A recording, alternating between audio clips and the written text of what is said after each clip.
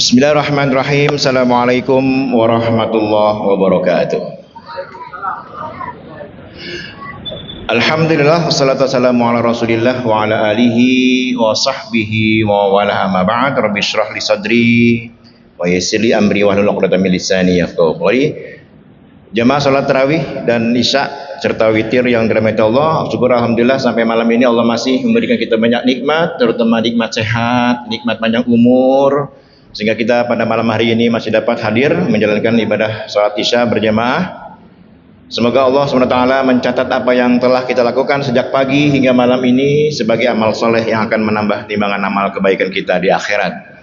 Salawat dan salam senantiasa tercurahkan kepada kekasih kita, junjungan kita Nabi besar Muhammad Sallallahu Alaihi Wasallam beserta keluarga dan para sahabatnya, dan semoga kita kelak di yaumil qiyamah mendapatkan syafaatnya. Amin ya rabbal alamin. Masyaallah muslimin, sidang salat tarawih yang dirahmati Allah. Kita sekarang sudah 17 hari masuk bulan suci Ramadan, sudah lebih dari setengah.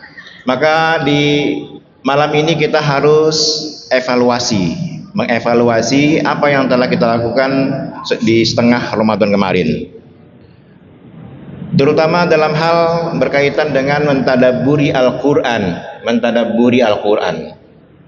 Karena kita semua tahu bahwa Ramadan adalah bulan untuk mentadabburi Al-Quran. Syahrul Ramadan alladzi unzila fihi Al-Quran. Kita sudah tahu itu.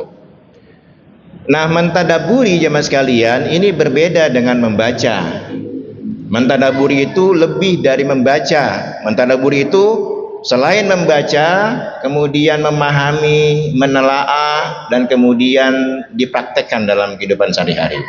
Nah, tradisi umat Islam khususnya mungkin di Indonesia itu umumnya mereka hanya mengejar target khatam. Umumnya dalam tanda petik hanya mengejar target mendapatkan pahala gitu maksudnya. Padahal dia sering sekali membaca Al-Quran, sering khatam, sering membaca Al-Quran. Maka menurut saya, bagi umat Islam yang sudah lancar membaca Al-Qurannya, sudah sering khatam, maka saatnya di Ramadan ini dia meningkat ke level berikutnya, yaitu mentadabburi Al-Quran dengan cara memahami maknanya. Karena kita bukan bangsa Arab, maka mau tidak mau kita harus membaca terjemahannya. Itu.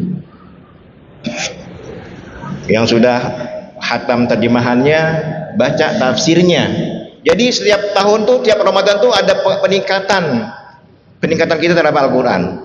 Sebab jemaah sekalian, kenapa ini mungkin oleh para dai sering disampaikan, ayo baca Quran, ayo pahami Quran. Kenapa? Karena memang kondisinya, ya ini mungkin sering disampaikan. Di Indonesia jemaah sekalian, Indonesia itu umat Islamnya 221 juta. Umat Islam Indonesia saat ini 221 juta.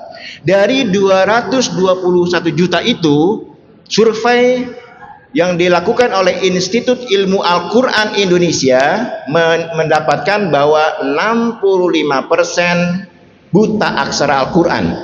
Indonesia, Pak. Bayangin coba, dari 221 juta ada 65% nggak bisa baca Quran. Artinya apa? Artinya umat Islam Indonesia ada lebih dari 150 juta tidak bisa baca Quran. Bayangin, Indonesia umat Islam terbesar di dunia, tapi ternyata ada 65% penduduk umat Islamnya itu tidak bisa baca Quran. Dan mayoritas dari 65% itu adalah mereka yang lahir di atas tahun 2000, generasi Z lah, yang masih duduk di bangku SMP, SMA, atau awal-awal kuliah. Itu justru yang banyak. Bisa gak kita bayangkan Indonesia untuk 10 atau 20 tahun yang akan datang jemaah sekalian? Indonesia dengan kondisi seperti ini, maka bagaimana Indonesia untuk 10 atau 20 tahun yang akan datang? Maka Indonesia akan krisis lagi. Mereka-mereka ini yang generasi Z yang tidak bisa baca Quran, itu nanti 20 tahun yang akan datang menjadi pemimpin itu. Ada yang jadi lurah, ada yang jadi RT, wali kota, gubernur, menteri, presiden malah. Tapi mereka ternyata generasi mereka sekarang ini nanti ketika mereka jadi pemimpin nggak bisa baca Quran, Pak. Indonesia. Ya pemimpin kita sekarang kan banyak yang bisa baca Quran kan. Pemimpin kita sekarang nih banyak sekali yang bisa baca Quran, tapi tetap korupsi mereka. Tetap korupsi. Apalagi yang nggak bisa baca Quran. Dan tinggi korupsinya. Ratusan triliun, bayangin ya. Itu padahal pemimpin kita bisa baca Quran. Kenapa? Karena mereka hanya sekedar membaca sebenarnya. Hafal, tapi tidak mentadaburi, tidak memahami. Berbeda misalnya kalau kita tarik sejarah tempo dulu ya, ada Khalifah Umar bin Abdul Aziz, Bani Umayyah. Khalifah Bani Umayyah, disitulah puncak kejayaan Islam, Bani Umayyah, yaitu Umar bin Abdul Aziz, cicitnya Umar bin Khattab ya. Disitulah puncak kejayaan Islam. Dari mana puncak kejayaan Islamnya jemaah sekalian? Terlihat bahwa umat Islam saat itu bingung mau bayar zakat itu kemana ya, saking jayanya ini, saking makmurnya. Maka orang-orang kaya itu berkumpul ngadain seminar lah gitu. Ini gimana kita nih, kan zakat wajib masalahnya, rukun Islam, kita mau nyalurin kemana ya? Akhirnya konsultasi ke khalifah. Ya khalifah, kami ini orang-orang kaya ingin menyalurkan zakat, kemana kami harus menyalurkan zakat? Ya sudah, kata Al-Quran, kata khalifah, kata Al-Quran ke fakir miskin. Mana ada di negara kita fakir miskin ya khalifah, mana ada, nggak ada. Itu saking makmurnya itu. Ya udah kalau gitu serahkan kepada al-gharimin, orang yang punya hutang, kan termasuk 8 asbab ya. Dicari-cari nggak ada jemaah sekalian, rakyatnya nggak ada yang punya hutang. Kalau di Pamulang banyak itu, di zaman dulu nggak ada itu. Jadi mau bayar zakat kepada yang gharimin, yang punya hutang, nggak ada, susah nyarinya. Ya udah kalau gitu serahkan, berikan zakat itu kepada orang-orang yang berperang, tentara-tentara yang sedang berperang fisabilillah, berikan zakat kepada mereka. Ketika mau dikasih, justru tentaranya nggak mau nerima. Apaan zakat? Kami udah puas keluar negeri, udah puas keliling dunia, gaji kami ini besar, nggak mau nerima. Akhirnya karena tidak ada yang dari 8 asnaf, maka Umar bin Al-Aziz beristihad. Kalau begitu coba umumkan kepada para pemuda yang ingin nikah, maka akan dibiayai oleh zakat, dari uang zakat itu. Yang ingin nikah dibiayai dari uang zakat. Itu kan bukan 8 asnaf kan? Karena udah nggak ada lagi nih. Diumumkanlah, ayo para pemuda yang mau nikah daftar, kami biayai. Nggak ada yang daftar. Malu, aib tuh bagi pemuda tuh. Nikah dibayarin, aib tuh. Gua punya uang katanya. Ya udah kalau begitu, karena tidak ada jemaah sekalian, akhirnya khalifah menginstruksikan uang zakat yang ada itu diberikan gandum, belikan gandum, jagung gitu. Kemudian diapakan ya khalifah? Buang, sebar ke gunung-gunung, ke bukit-bukit. Untuk apa? Untuk burung. Agar tidak ada seorang pun di dunia ini yang menganggap burung di negara muslim kelaparan. Itu makmurnya luar biasa zaman Umar bin Abdul Aziz. Banyak pakar menyebutkan kenapa masa itu masa kejayaan Islam, karena rakyatnya, pemimpinnya itu dalam memperlakukan Al-Quran itu benar-benar. Mereka semuanya merujuk kepada Al-Quran, kepada hadis. Konsentrasi mereka terhadap Al-Quran itu luar biasa. Makanya mereka maju. Nah kalau sekarang kan enggak jemaah sekalian. Ini ada sebuah penelitian ya, ada sebuah pakar, saya pernah membaca sebuah buku. Dulu orang Eropa atau orang Mongol kalau ingin menguasai sebuah kawasan Islam, ingin menjajah gitu, maka datanglah intelijen, mata-mata. Yang diperiksa siapa? Para pemudanya. Dilihat ada pemuda yang nangis. Kenapa kamu nangis? Kalau pemuda itu menjawab, saya semalam lupa tahajud, nangis. Saya semalam lupa baca Quran, nangis. Itu kalau begitu mereka nggak berani menjajah kawasan itu. Kenapa? Iman pemudanya masih tebal.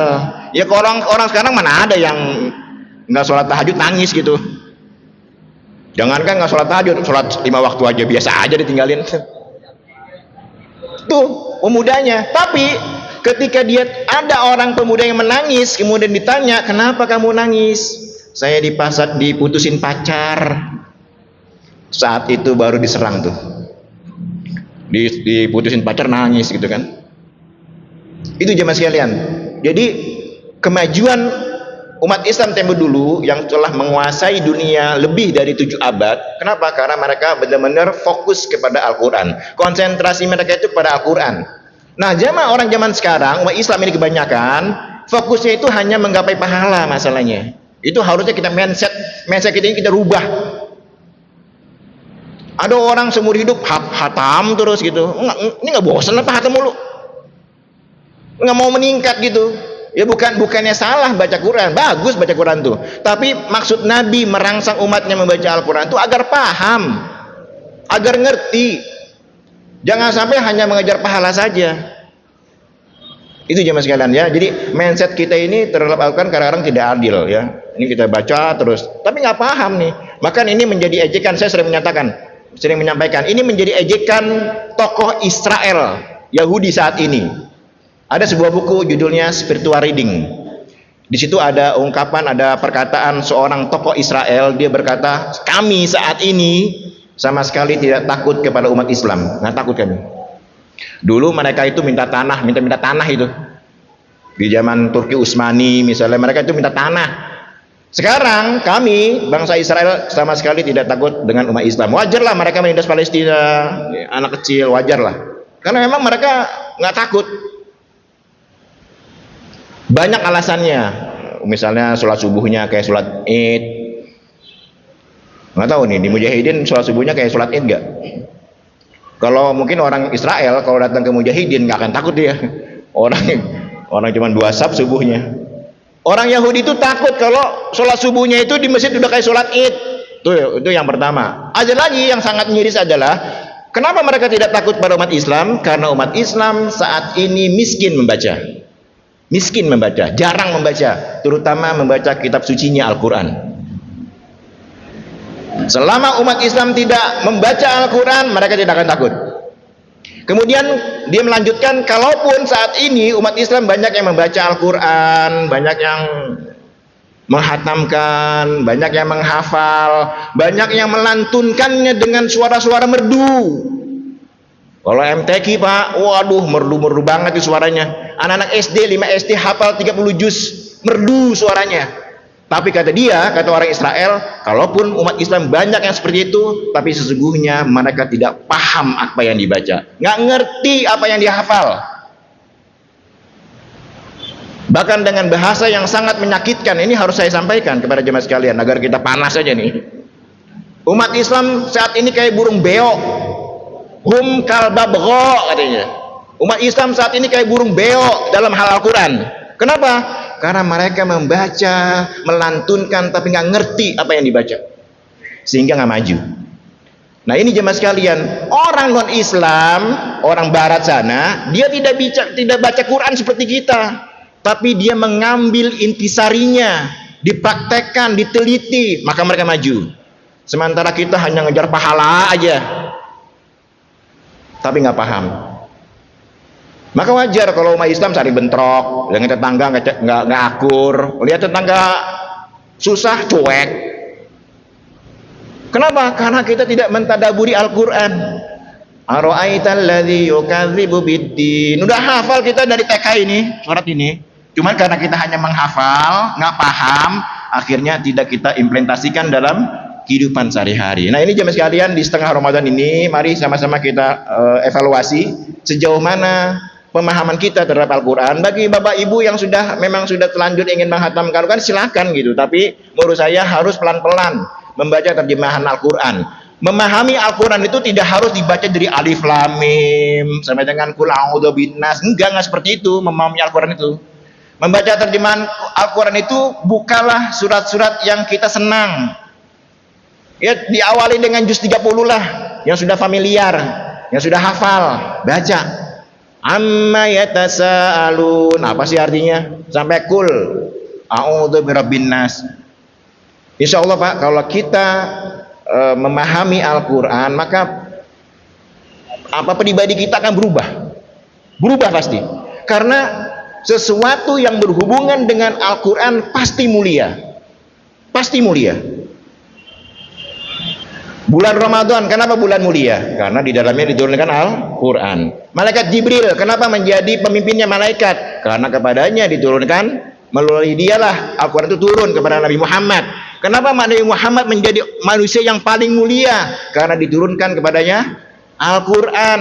Gitu. Kenapa malam Lailatul Qadar menjadi bulan yang lebih baik dari 1000 bulan? Karena di dalamnya ada Al-Quran di dalamnya. Nah, orang yang hatinya selalu bergantung pada Al-Quran, maka pasti mulia, pasti mulia. Ya, jadi ya mulailah kita minimal kalau kita tidak bisa memahami Al-Quran, minimal mencintai Al-Quran Pak, mencintai Al-Quran dulu deh. Ya, kalau nggak baca Quran tuh gimana, sepi kayaknya gitu. Ya, kalau bisa kayak orang pemuda zaman Umar bin Abdul Aziz, nggak baca Quran nangis, lupa saya karena baca Quran. Nah, membangun rasa itu kan sulit, ya harus dimulai, ya dipaksa lah. Mentadaburi Al-Quran itu harus dipaksa. Ya, semoga jemaah sekalian di sisa Ramadan ini Allah memberikan kesehatan pada kita sehingga kita dapat maksimal menjalankan ibadah di bulan suci Ramadan. Demikian, mohon maaf atas kurangan. Assalamualaikum warahmatullahi wabarakatuh.